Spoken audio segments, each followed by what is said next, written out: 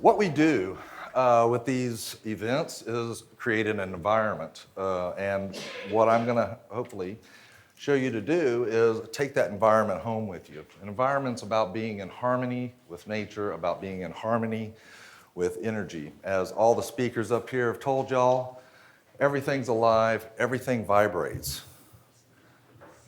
Color has relationships. Music have relationships. Relationships have relationships. Thoughts have relationships. And all these things ride in on harmony, on vibration. And the reason that we want to give you this mastermind tool is so that you can keep that high vibration. It's like showering. It's like doing anything that's cyclical. You have to keep doing it. There's none of this that doesn't require you to keep doing it. There are no magic bullets. There's no one thing. Life is a process. And I am a computer programmer by trade. I've known Harry since I was 14 years old, and he and I, him being a Buddhist monk and me being a computer programmer, have had some very largely entertaining conversations about spirituality. I mean, because for me, I'm very spiritual, and for me, just on faith alone, it's wonderful. But there's that little piece of me that goes, nah, you got to figure out why. Why does it work, and how can it work for every single person, whether you believe, whether you don't, whether you come at this from a spiritual perspective, a scientific perspective, or a perspective that you just don't even care. This environment that we live in, this stuff that we are all part of, is highly plastic and programmable. Your brain is extremely plastic and programmable. Your mind is chemically and physically different than it was this morning. So, for me, being a programmer, we are the systems that we are designing every moment of every day. And I wrote a little ebook called The Human Operating System. So for Windows machines, there's an operating system. For Macs, there's an operating system. That first slap of electricity that hits that system starts the program. It's the kernel of the operating system. It's what it's called. It's the seed that manufactures and has everything to do with every other decision you make. And in coding and in systems design, you always want to be optimizing your code. You want to run the fastest, most proficient piece of code that you can create for the scenario. I've met a lot of people at a lot of scenarios, a lot of these events, and man, the number of variables that people can throw at you about their perception of things is mind-boggling. And so, as we go through and know that on a physically, you go to the gym and you do weights, and you know that this stuff is going to take action. It's going to make your muscles bigger. Nobody would argue that. But people have a hard time when they take that same paradigm to their mind, that I can actively do something in my conscious mind to affect my subconscious. You can do cardio all day and you're going to breathe better, your heart's going to pump better, you're never going to see any of that stuff happen because the physical gift that we've been given of our bodies and of this environment are working for us. You know, you talked about the speed of light and vibration. And have you ever looked at a car wheel spinning that has spokes? When it's spinning slow, you can see the spokes. If it's spinning slow enough, you could even poke your finger between the spokes. The energy that creates this seemingly solid stuff is that thing. I mean, it's light traveling at twice, its energy is twice the speed of light. So, I mean, if light energy is coming and it's going twice as fast as anything that we can perceive, that seems solid. It's not. None of this stuff is actually solid. Photons and stuff can fly right through the planet. We talked about it as a big crystal yesterday. The crystals are being programmed up here. The gift that we've been given is incredible. And so I would ask you, what if you are the great something? What would it be like to actually be God? Everything, all the time, omniscient. Time means nothing. All the experiences of everything and everywhere would be there in an instant and always there. It would turn into absolutely nothing. Because it would be everything. It would be the void.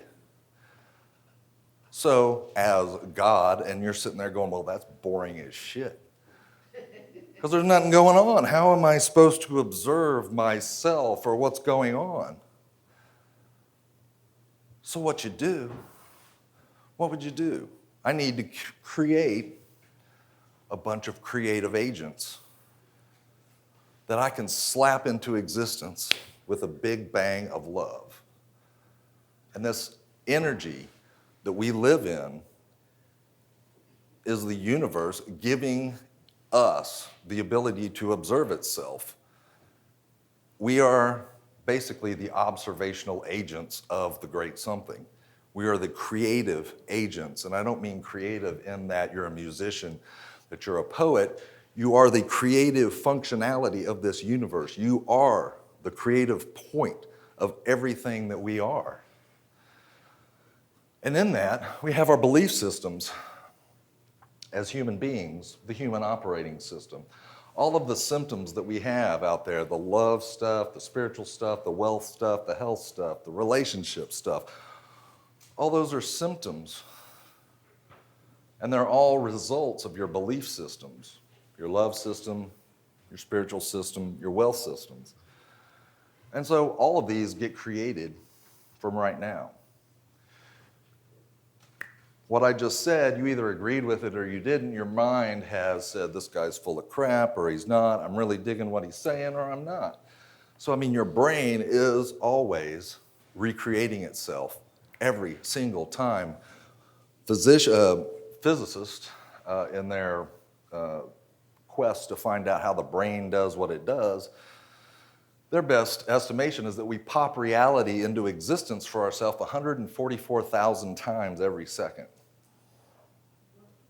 So just in the 15 minutes, 10 minutes I've been up here, thousands of times for you to have changed your physical mind. And it's that rapid, it's that intense. Because it's always from right now, and it's always happening. And it's a program. We are beings of questions.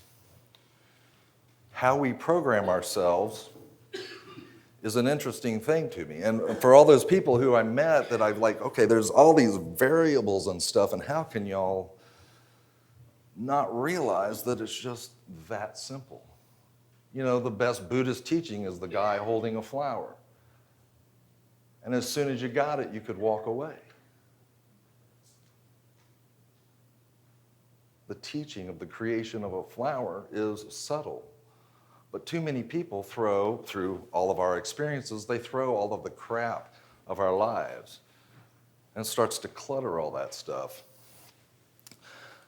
As a human being, what do you do when you first come out of the womb? Do you start making statements or do you start asking questions? Sure, the questions are bullshit, but am I loved? Am I going to be cared for? Will I be nurtured? Is this a cool place? So, we start asking questions. And as a computer programmer and trying to optimize that code, I'm like,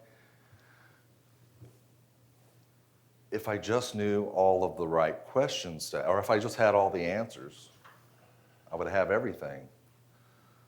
But what if you only needed the answers to a handful of questions to really make the most difference? In computer programming, you can use a handful of codes, a handful of statements to do everything you ever need to do in a computer program. It can do graphics, it can do word processing, it can do music, it can do art, it can do everything that a computer does with just a handful of commands. And so we've had many conversations with Harry. I'm like, how does this work, on a purely technical level, because I couldn't let it go. And so this concept of the human operating system, I'm like, well, we really do program ourselves. We program ourselves with questions. I'm like, what's the fewest number of questions you can ask to create all your belief systems? And I believe, and I've come to this, and I just want to play with you guys on this. I've never done this talk for anybody, and I'd be very interested to hear what you guys have to say. But I believe that every belief system you have and every way that you process information about hooponopono, about love, about spirituality, about your relationships, comes from the yes or no answer of 5 questions. And the 5 questions are dependent upon one another. If you answer no to the 4th question, there's no way you can answer yes to the 5th question. And it goes all the way up. And I believe it is the kernel of the human operating system. It is the emanation of every single other thought that we have. So, and that first question, I believe, is the essence of hooponopono. The 5th question is, do you consider yourself a creative being? And I don't mean that in the artistic sense. I mean that in what I just said when I talked about what if you were the great something? Well, you are. You are the creative agent. That's what I mean by creativity. It's the ability to create life. It's the ability to create what you desire in life, to have the outcomes you want. So, if you really were God, how would you express yourself and have fun doing it? I mean, wouldn't it be cool just to be able to throw out all the billions of observational agents that are out there in this universe and to be able just to go, because what became a void, what became nothing, became time, became space, became the unfoldment, became the infinite number of observational points that you could then just be entertained by and have fun with and express yourself. So, are you a creative being, yes or no? Yes. Thank you. Perfect. Question 4, do I embrace change? Because if you are a creative being and you know for a fact that you are a creative being, you are going to be changing things. Period. Life is change. If you're not changing, if you're not growing, you're dying. That's just nature. That's cyclical. That's just the way things are. If you're stagnant, you're not moving, you need to be stirring the water. You need to be out there doing. Do you embrace change? Truly. And I think that's what that's what a lot of the people that have these variables, that's what they're stumbling on. It's like they really want it, but they don't want to do the change. Question 3. Do you desire absolute freedom? To be free is to be able to create and change your personal environment at will. You can change everything about your life in one instant without anything in your life changing. That's a hugely powerful place to operate. Because if you can change your perspective without a damn thing physical in your life changing, you know you're the one-stop shop. And that is what 100% responsibility truly means to me. That's not a burden, that's a gift. I don't have to do anything else or go anywhere else I'm Spiritual Depot right here. I can go buy all the spiritual tools I want and use them right here, and this is where it needs to happen. There is no place that you need to reach out to do this work. You are the one-stop shop. You are the designer. You are the programmer. You are the great something. Question 2. Do you look inward only for validation? And this is not an arrogant thing of, oh, I'm right and everybody else is wrong, and I'm making all these statements and stuff, because all we really do when we make statements is just try to make ourselves feel good, make ourselves right. How much of your time have you wasted just trying to be right when it really doesn't freaking matter? All the stress was around being right. And this is not an arrogant thing. Do y'all remember the show Who Wants to Be a Millionaire? Okay. So you could ask anybody you wanted. You had 3 lifelines. You could phone a friend. You could do this. You could phone an expert. But what was the question before you had to do the final thing? What's your final answer? The person you called couldn't do it. The expert couldn't do it. All the lifelines they gave you, all you could do is sample that data. The final decision was yours. That's what this means. Do you only look inward for your final validation of what you truly know to be true? Now, if you noticed, if you answered no to any of the questions, the next question above it, the next question below it, you couldn't answer no to. Because if you don't embrace change, how are you going to be comfortable with saying, I am a creative person? If you're not answering yes to, I want absolute freedom and require that I have 100% responsibility, you're going to be looking outward, and it's going to be people's fault for stuff. There is no fault. It's just cleaning. Now, the first question, I think this is the pinnacle. I believe this is couched in what hooponopono really boils down to. And this is a statement that Einstein kind of made. It's a variation of his statement. Is God, creation, the great something, the mathematical equation, the whatever that made this, is it on my side? Is the universe a happy place?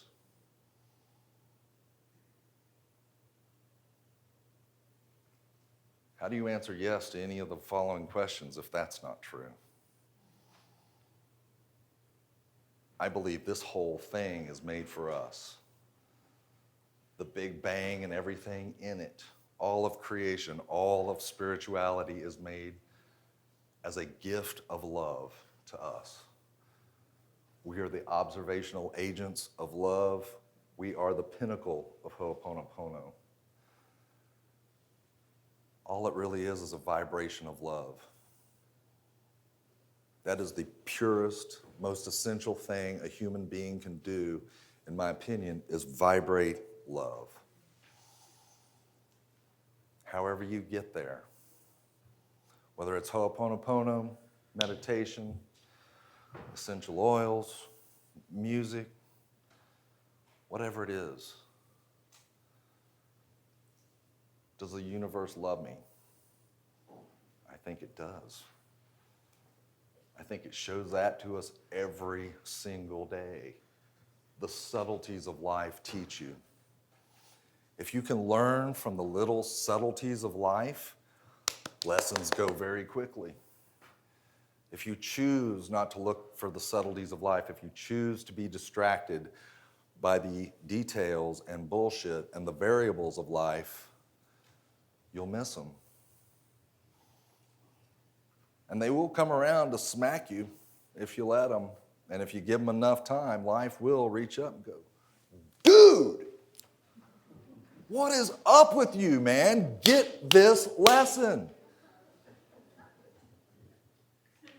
But if you're cool and you're calm enough to go to a monk and have him hold a flower up and realize that this is all creation, this is manifestation of the universe, it is the self-expression of life, it is the self-expression of love, it is the universe expressing itself to you in beauty.